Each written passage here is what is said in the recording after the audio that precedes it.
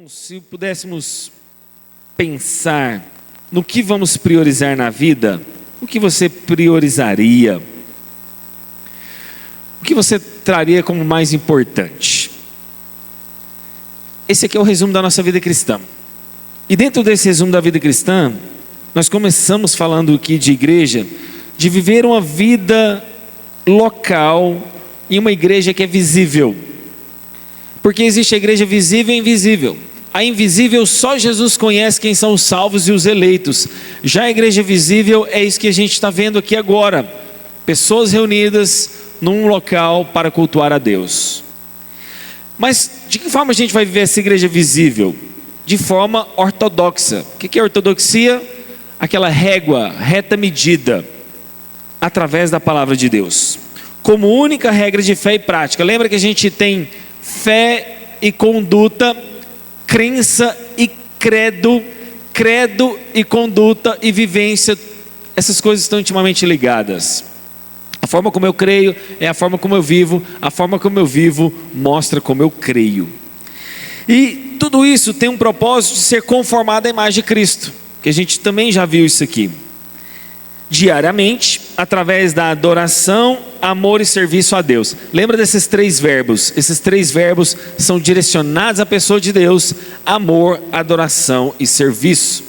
Eu faço tudo isso, estou conformando a imagem de Cristo para adorar, servir e amar a Deus.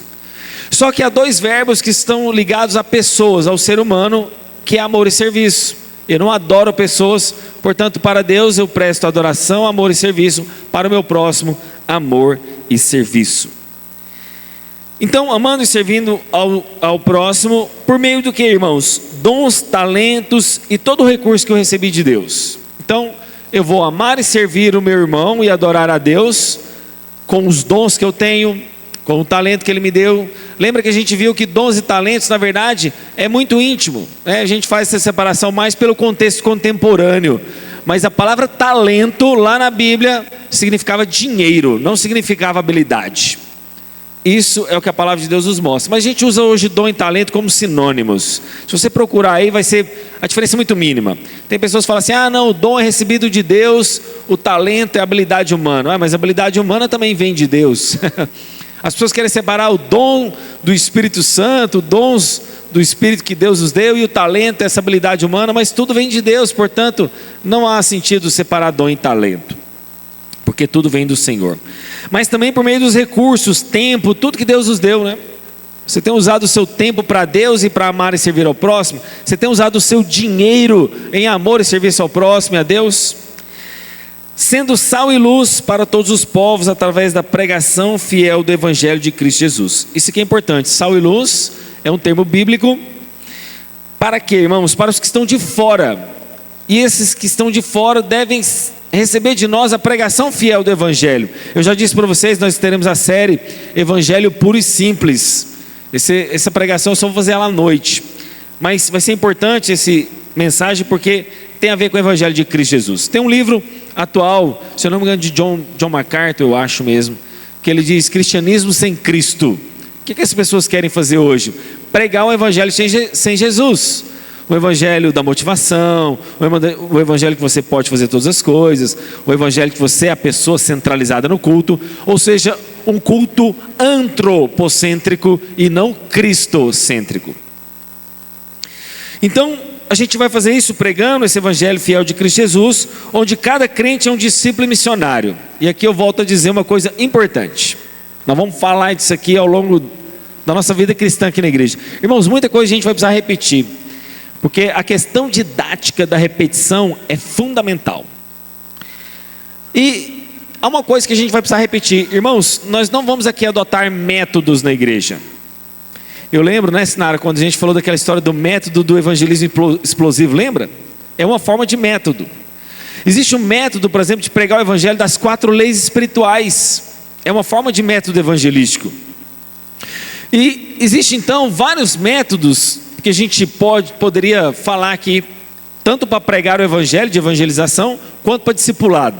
Por exemplo, discipulado, o que surgiu naquela época, irmãos? O mais famoso deles, o G12, né? Uma forma de você discipular pessoas. Aí existia também o método MDA, que é o método de discipulado apostólico, Hoje tem um método, por exemplo, de Life on Life. São métodos. Irmãos, eu não tenho nada contra os métodos. Só que os métodos, eles são limitados e eles tentam colocar a gente numa caixa. Ok? Jesus pegava a verdade, não relativizava a verdade e usava vários métodos para pregar o evangelho. Para aquela mulher samaritana, inculta, uma mulher promíscua, era mulher, era samaritana, Jesus usou um método. Ele pregou para ela de dia, num lugar público, usando o poço e a forma simples de vida dela. Já para Nicodemos, Jesus prega para um fariseu, um homem culto de posses, num dia à noite, em secreto na casa dele. Entende? Jesus não engessou os métodos, mas não relativizou a verdade. A gente faz o inverso. A gente ingessa às vezes método para relativizar a verdade. Qual que é o objetivo desses métodos? Esses métodos geralmente, irmão, sabe o que ele é? Para incentivar a igreja ao marasmo que ela tem.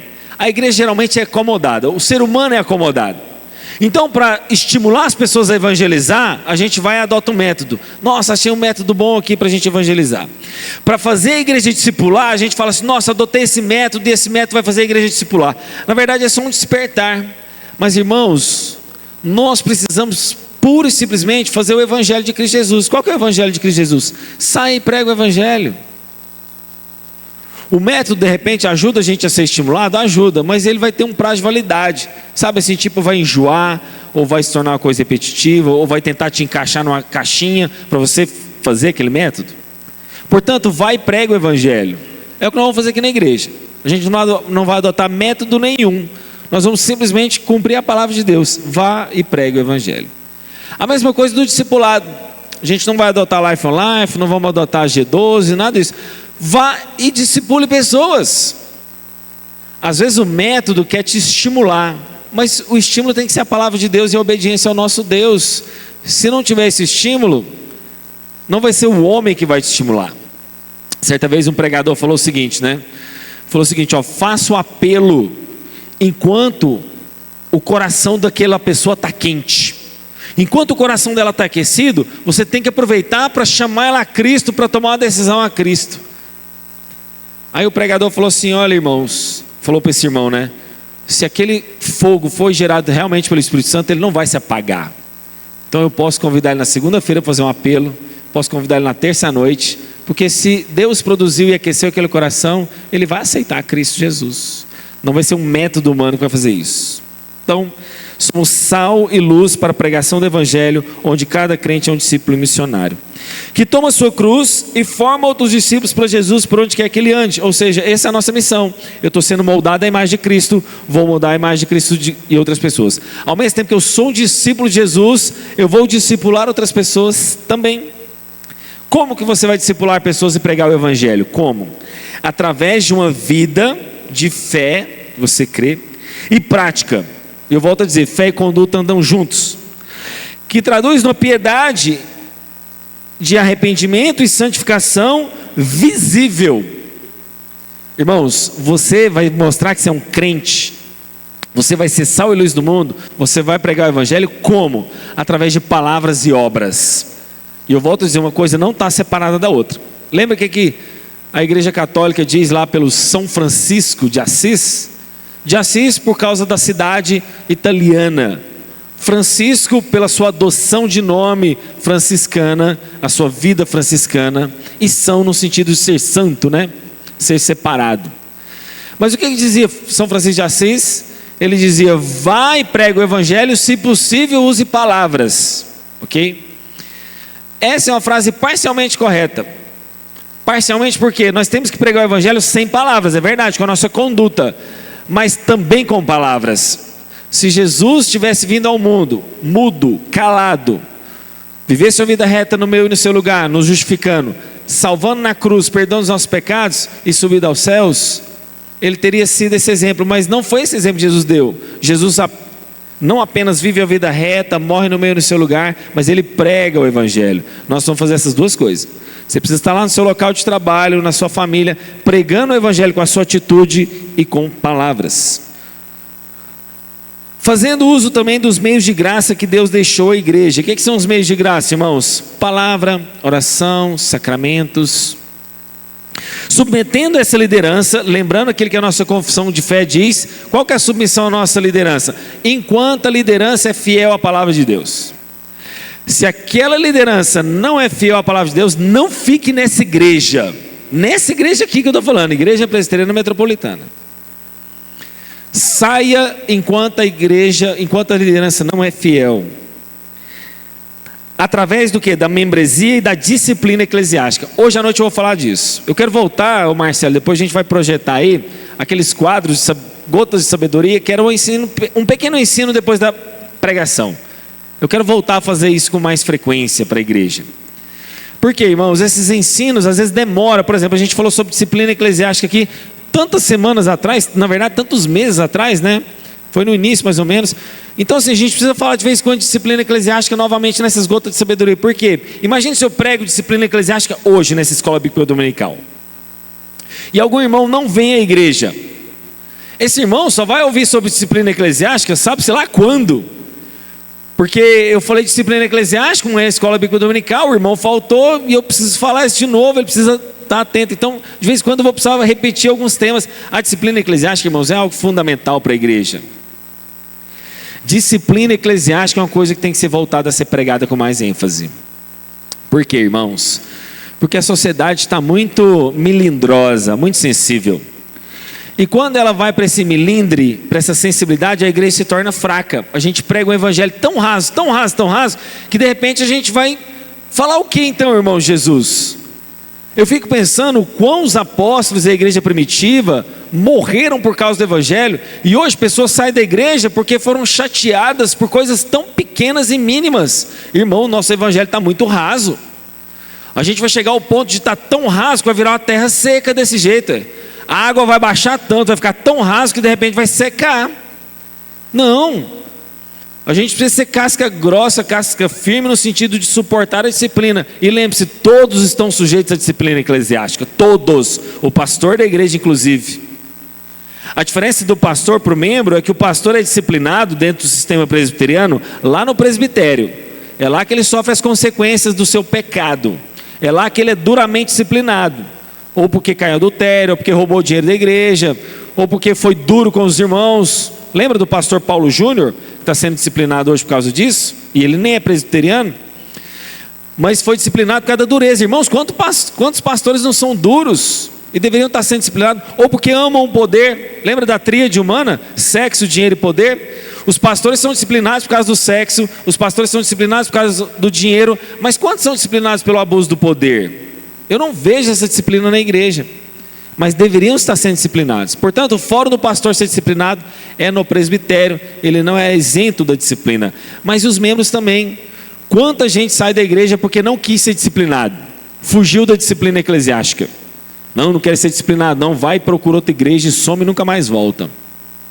Todos nós estamos sujeitos à disciplina eclesiástica. De forma fiel, o que a gente vai fazer tudo isso? De forma fiel, contínua e perseverante. Tudo que a gente falou até agora, ser formado à imagem de Cristo, amar e servir a Deus e ao próximo, com os dons e talentos, sendo sal e luz, formando discípulos, tomando a cruz, vida de fé e crença em prática, piedade, arrependimento, santificação, tudo que a gente falou daqui para trás, a gente vai fazer de forma fiel, contínua e perseverante até Jesus voltar. Esse é o seu papel.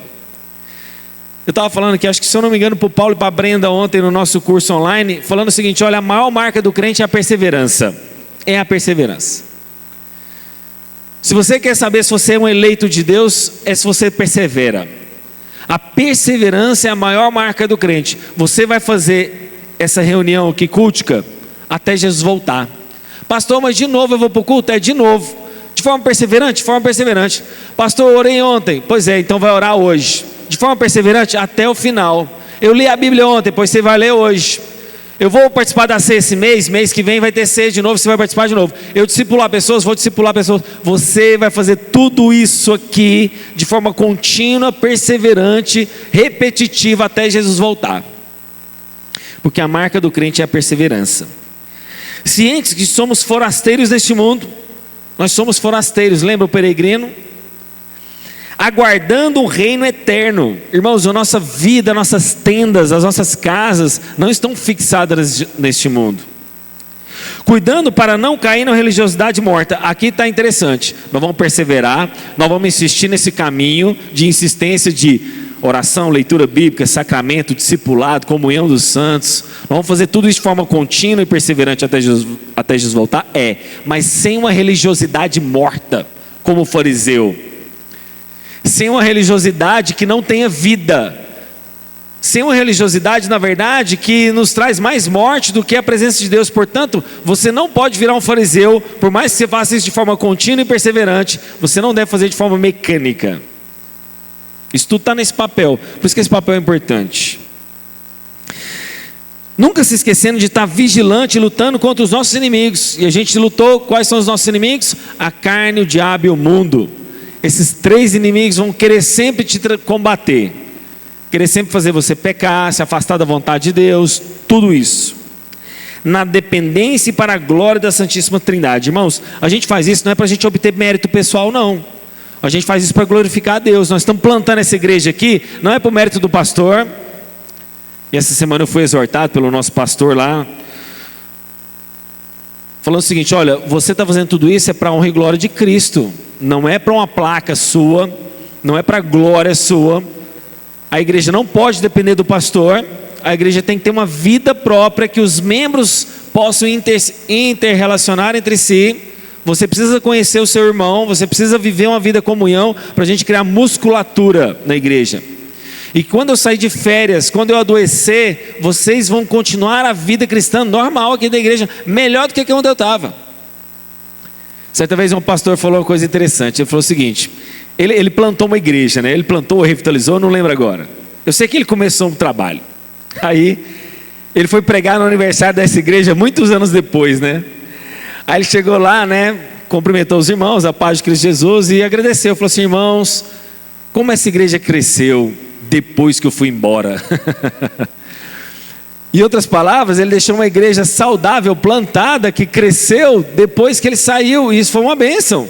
Significa que ele não recebeu a glória e o mérito próprio, pessoal, mas que aquela igreja foi uma bênção, uma vida, mesmo com a ausência daquele pastor. Portanto, fazemos tudo na dependência para a glória da Santíssima Trindade. Como, e a gente viu isso no último culto, remindo o tempo. Ou seja, não perdendo tempo, não gastando tempo, não jogando fora o bem precioso que Deus nos deu. E por fim, a gente chega no final dessa pregação, dessa série que durou desde janeiro, dizendo o seguinte: tudo isso enche e governa a mente e o coração de quem faz. E agora começa a pregação de hoje, irmãos. Será que vocês vão ter paciência comigo hoje, hein? Eu vou tentar ser sucinto, porque eu tenho muita coisa a dizer, mas eu não podia deixar de fazer uma revisão desse texto sem a gente terminar, né? Essa última pregação de hoje é muito séria, muito importante, porque tudo isso enche e governa o seu coração. É uma pergunta que eu te faço.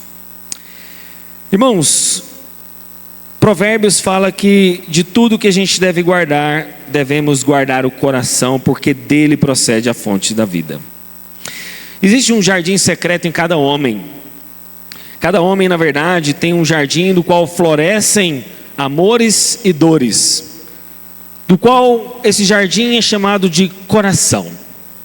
Do coração brotam sementes da vida, mas também podem brotar espinhos para a perdição. Salomão, esse homem mais sábio do qual o reino de Israel pôde experimentar, sabia que a verdadeira batalha é travada não dentro das muralhas de Jerusalém, mas travada nas muralhas dentro do nosso coração e da nossa alma. Por isso Salomão então ergue um grande alerta de como um pai para um filho, que diz: meu filho, o que você tem que guardar nessa vida é o seu coração. Lá é o lugar secreto. Lá, na verdade, pode também ser o lugar público, porque a Bíblia diz que a boca fala o que o coração está cheio. Ao mesmo tempo que o coração é um lugar íntimo e secreto, ele pode revelar e tornar público aquilo que vai no nosso coração. Se você quer conhecer alguém, saiba essa pessoa no maior momento de descontração que ela está. Quando aquela pessoa está descontraída, você vai conhecer aquela pessoa. Ela vai soltar verdades que há na alma dela. No momento que alguém está mais descontraído num churrasco, numa conversa, num parque ou numa viagem, você sabe de fato o que passa na intimidade daquele coração. Portanto, o coração é uma coisa dupla. Ao mesmo tempo que ele mostra o íntimo da sua vida, as coisas secretas da sua alma, ela torna pública também aquilo que está lá dentro. Eu costumo dizer que é como uma caixa d'água. Imagine que a gente está bebendo água aqui no nosso bebedouro, e a água está saindo suja. E você vai lá dentro na cozinha, corre, pega um pano e tenta limpar a boca da torneira. Você limpa a torneira, mas a água continua saindo suja. Você limpa a mangueira que entra no bebedouro, mas a água continua suja. Por quê? Porque a caixa d'água, a fonte, está contaminada. Se você não ir lá e limpar aquela caixa d'água, o coração continuará emitindo aquela água suja. Portanto, quando a boca fala que o coração está cheio, mostra que a boca fala aquilo que vai de expressão no íntimo daquela pessoa. E para isso a gente vai fazer exegese de algumas palavras. A primeira dela é a palavra hebraica guardar, que quer dizer nassar. Essa palavra, irmãos, guardar, que vem desse verbo hebraico, nassar, significa vigiar com diligência, proteger como um guarda que guarda um grande tesouro. E a ideia aqui desse vigilante mostra, na verdade, não a proteção passiva, não a proteção simplesmente monótona. O nosso irmão Helder, como alguém que trabalha nessa guarda, nessa vigilância, sabe muito bem. O guarda é uma pessoa ativa, ele está em alerta constante. Ele tem uma preocupação básica da vigilância de não pedir com que o inimigo tome conta. E quais são os nossos inimigos? A carne, o diabo e o mundo. E esses três inimigos devem ser guardados, devem ser mantidos longe do nosso coração. E nós, como guardiãos do coração, implica em sermos vigilantes, onde nós, na verdade, vamos ter aquela ideia de que precisamos manter sempre o alerta. Por quê, irmãos? Porque o comportamento, ele é mudado por esses três inimigos. O mundo influenciará você e eu. O Satanás, com os dardos inflamados, tentará nos influenciar também. E a nossa carne pecaminosa, esse inimigo interior dentro de nós, também exercerá influência. Portanto, não adianta você querer mudar alguém se esses inimigos não estão sendo combatidos. Salomão está falando que tudo que devemos guardar é o nosso coração. Na sequência do texto, olha o que ele diz no versos 24: afaste de você a falsidade da boca e mantenha longe de você a perversidade dos lábios. Que os seus olhos olhem direito e que as suas vistas se fixem no que está diante de você. Faça plana a vereda dos teus pés, para que todos os seus caminhos sejam retos. Não se incline nem para a direita nem para a esquerda. Afaste os seus pés do mal. Em outras palavras, quando Salomão fala para a gente guardar o nosso coração, ele está dizendo que o nosso coração, quando é guardado, os nossos olhos serão guardados, a nossa boca será guardada, o nosso caminhar será guardado. Em outras palavras, não adianta você querer mudar alguém exteriormente, se interiormente ele não foi mudado, se ele não foi regenerado. Eu costumo usar sempre a ilustração do gato. Imagine que você tem um gato na sua casa, e você pega o gato, está na moda os pets, né? Os pets, você veste uma roupinha de gente no gato. Você ama o seu gato e você quer colocar uma roupinha nele parecida com o do ser humano. E aí você pega o gatinho, põe a roupinha nele e ensina ele a sentar no banquinho da mesa da sala do jantar. Você então já vestiu o gatinho com a sua roupinha, você ensinou o gato a sentar na mesa, e você de repente põe um esparadrapo na mãozinha do gato para ele usar talheres. E de alguma maneira ele consegue milagrosamente usar aquele talher.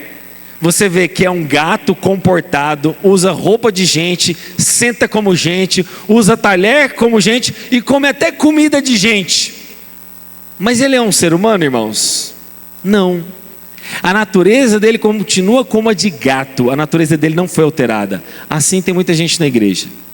Ele quer falar como crente, vestir como crente, se comportar como crente, mas o coração dele não é de alguém crente, não é de alguém salvo. A natureza dele não foi transformada. Por quê? Porque o coração dele não foi mudado. não foi regenerado. Logo, irmãos, quando Salomão fala de procedimentos, de olhos, de boca e de andar, ele está falando que tudo aquilo ali é guiado por uma natureza mais íntima, que é a do coração. A forma como você olha, a forma como você fala e a forma como você anda, nada mais do que são expressões do seu coração. Quando alguém vai para uma festa, por que ele caminha para aquela festa? Porque o coração dele não mudou. Quando alguém gosta de ferir pessoas com palavras, com a boca, por que ele não mudou? Porque o coração dele não mudou. Quando alguém na verdade age de forma contrária à palavra de Deus, por que você quer mudar aquela pessoa, sendo que o coração dela não foi transformado? É como você pedir para alguém parar de fumar, parar de beber, parar de, frequentar lugares e ambientes que não cristão. Se o coração dele não foi alterado, não vai adiantar de nada. Ele pode parar de beber, parar de fumar, parar de ir para as festas, mas o coração dele não foi transformado. Portanto, essa é a vigilância. Somos guardas desse coração. E na cultura hebraica, coração é a palavra hebraica lev, ou leb.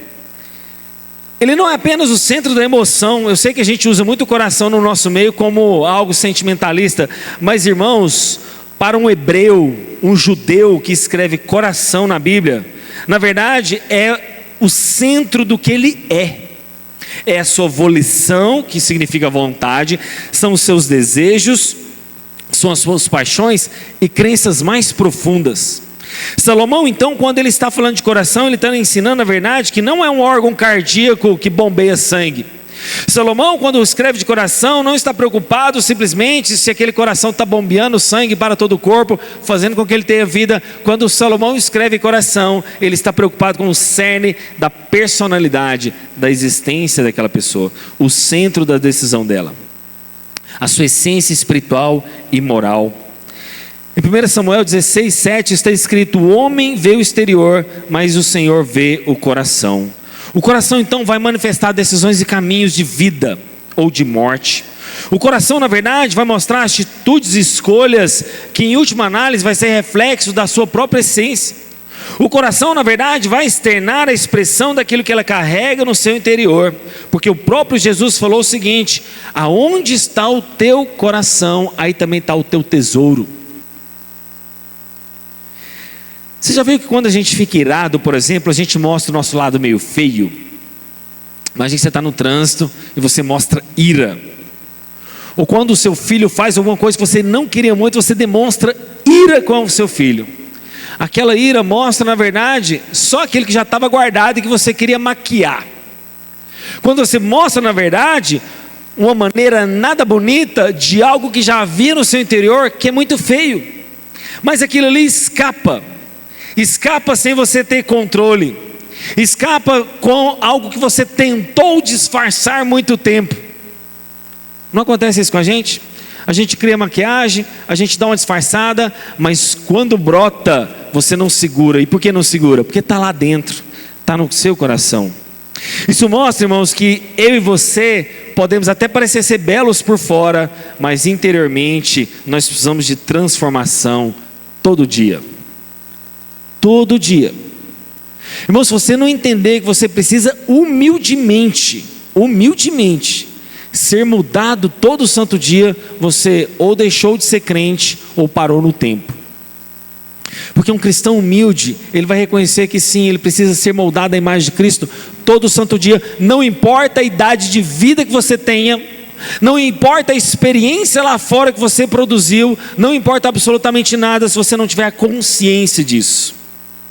Eu vou usar o exemplo, por exemplo, de pessoas que... Eu estou dando um exemplo de pessoas, mas que está valendo para mim e para você. Mas essa pessoa não é da igreja, ela é de fora da igreja. Eu conheço uma pessoa, não só uma, algumas, que você já viu que ela é assertiva em algumas decisões dela? Vamos supor que ela acerta em alguma opinião. Sei lá, ela falou que determinada forma de você usar a roupa seria o correto e você usa e dá certo. Ou então ela falou que determinado tipo de carro daria muito mecânica, muito trabalho, e você vai na opinião daquela pessoa e está correta.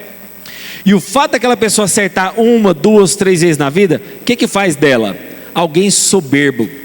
E acha que ela pode acertar agora então em todas as decisões da vida dela. Isso não parece comigo e com você? Quando a gente acerta em alguma área da vida, a gente fala, poxa, eu estou bem, deu certo, essa minha dica, essa minha opinião condiz com a realidade. Aí você vai achar que toda e qualquer decisão sua daqui para frente sempre vai ser certa, sempre você vai ser correto e sempre a sua opinião é a melhor. E aí o que você vira? O padrão da Bíblia deixa de lado. Quem que passa a ser o referencial? Você mesmo.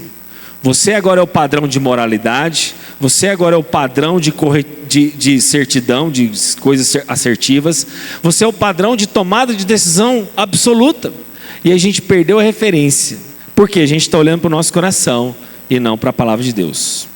Guardar o coração. Mas a palavra também fala de fontes de vida. Essa segunda parte do verso, irmãos, mostra na verdade o porquê, o motivo, a razão que eu estou guardando o coração. Por quê? Porque do coração vão proceder as fontes da vida, ou seja, tudo aquilo que vai definir quem eu e você é. O coração, na verdade, é a saída para a vida, as fontes, os fluxos que emanam desse coração. Salomão usou essa imagem de um manancial jorrando essas águas como sustento da vida. Ou seja, irmãos, palavras, decisões, ações, tudo vai vir dali. E proteger então o coração garante um fluir de vida, de retidão. Portanto, então, guardar o coração é uma atitude que abrange todas as áreas da sua vida, levando em consideração tudo aquilo que você há de fazer. E aqui eu falo do primeiro ponto da nossa pregação. O nosso coração é esse campo de batalha. Por quê, irmãos? Os nossos inimigos sabem disso. A carne, o diabo e o mundo vai saber que se ele conquistar o seu coração, ali ele já teve a vitória. Adão e Eva pecaram, na verdade, em primeiro lugar, não com a atitude de ir lá e tomar do fruto. Se você ler Gênesis capítulo 3, o verso 6, abra comigo em Gênesis 3, 6. Gênesis capítulo 3, verso 6. Lembra que Salomão fala para a gente guardar o coração por causa dos olhos, dos pés e dos lábios? Pois é. Em Gênesis 3, 6, o verso começa o seguinte: vendo a mulher que a árvore era boa para se comer, ela visualizou aquilo. E ao visualizar aquela árvore, o coração dela foi conquistado. Foi conquistado porque ele era agradável aos olhos e a árvore desejável para dar entendimento. O desejo aqui fala a intenção do coração. Por isso que eu gosto da Nova Almeida. Ela pega isso e transforma num desejo. Ela pega isso e transforma numa vontade. Portanto, o pecado de Adão e Eva não começa com a prática em si, como a gente fala, desobedeceu. Adão, qual que é o primeiro pecado do homem? Desobediência a Deus. Não. A desobediência a Deus é uma consequência de um mau desejo no coração. Quando Eva vê que a árvore é desejável para obter entendimento, ela teve um anseio no seu próprio coração. A consequência de tocar no fruto, na verdade, foi só um simples ato. Portanto, eu costumo dizer isso aqui como uma ilustração da pizza. Vamos supor que Deus diga que é pecado comer pizza. Ontem a gente comeu pizza, por exemplo. E aí Deus, por exemplo, fala o seguinte: olha, é pecado comer pizza. Aí de repente você está lá, andando na calçada e vê uma pizza bem do seu lado. Aí você passa e fala assim: não, misericórdia, é uma pizza, eu não posso comer pizzas. Aí você passa e de repente Satanás lança um dardo na sua cabeça e fala assim: não, mas comer pizza não faz mal, sinta o cheiro, veja como o aroma é agradável. Aí você volta e sente o cheiro da pizza e fala assim: é verdade, é agradável, mas não, eu não posso comer pizza. Aí de repente você anda um pouquinho e vê um outdoor: comer pizza faz bem, comer pizza alegra a alma. É o mundo agora pregando, né? Se Satanás jogou uma seta falando que comer pizza não era pecado, de repente o mundo prega com um grande outdoor: comer pizza é legal, comer pizza alegra a alma. Aí você fala assim: realmente, quando eu passei de lá, o cheiro agradou a minha alma.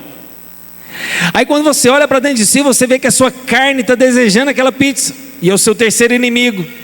O seu desejo, o seu impulso, a sua natureza pecaminosa quer voltar lá. E ao voltar lá, Você decide comer a pizza. E quando você está voltando para comer a pizza, você já está decidido. A Bíblia diz que naquele momento você já pecou.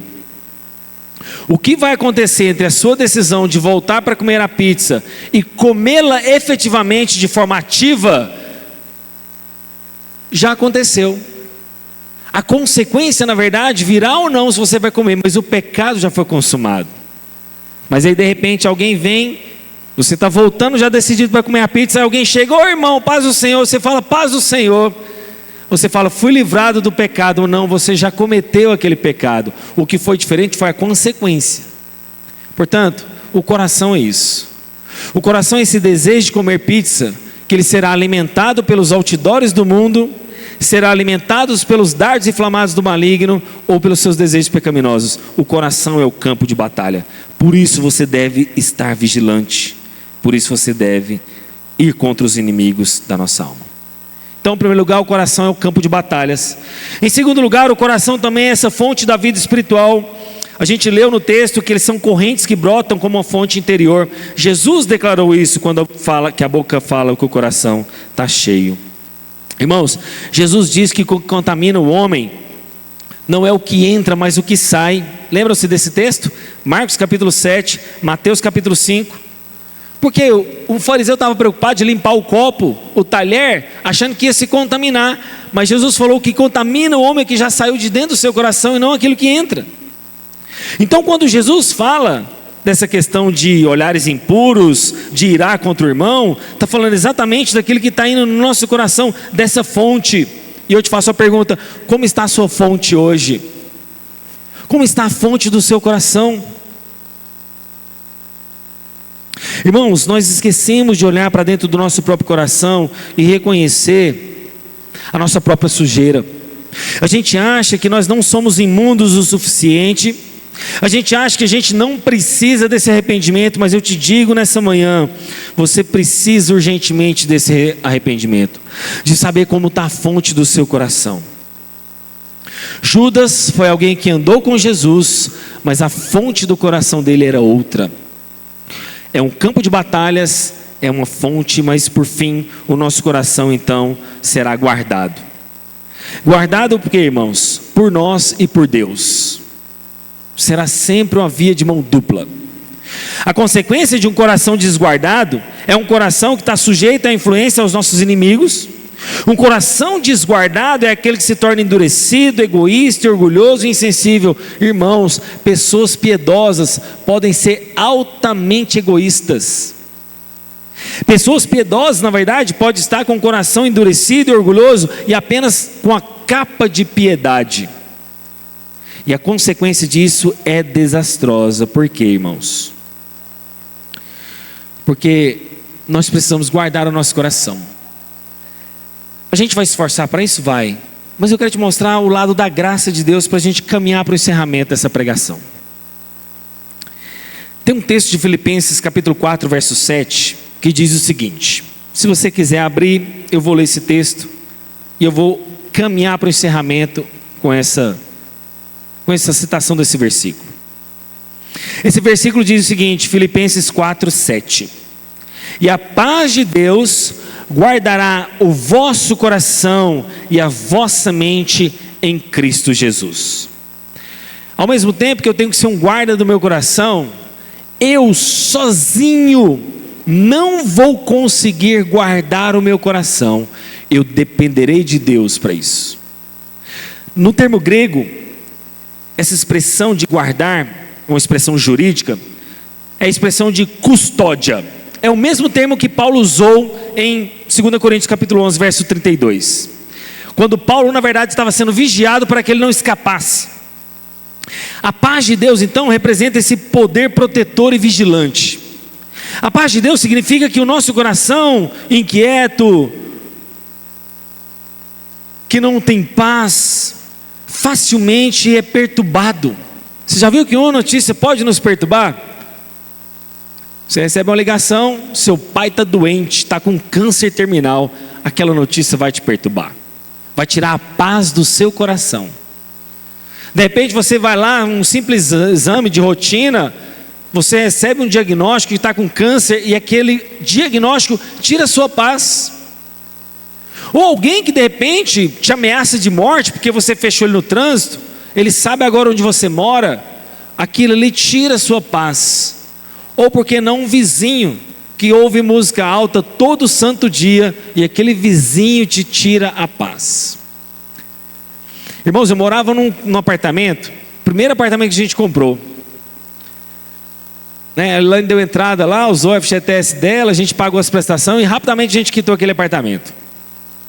Irmãos, eu não vivia em paz naquela casa. Tinha uma mulher que ela arrastava tamborete, parecendo que de dia e noite.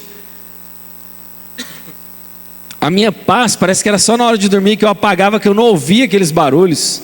Mas era salto alto, era tamborete arrastando, era briga lá em cima com o marido. E ela tinha um filho pequeno que andava de skate dentro do apartamento. E não há síndico que resolva, não há multa que resolvesse o caso daquela mulher, irmãos. Ao ponto do dia de eu não aguentar mais. Irmãos, para vocês terem uma ideia, eu aluguei uma sala comercial. Eu paguei um aluguel na sala comercial para eu ter paz, para eu poder estudar. Na época eu fazia mestrado na UFG, eu não tinha paz. Irmãos, pensa num trem atribulado. E aí, para eu ter paz, eu tive que pagar a mais, né? Para passar o dia naquela sala comercial, porque eu não conseguia me concentrar.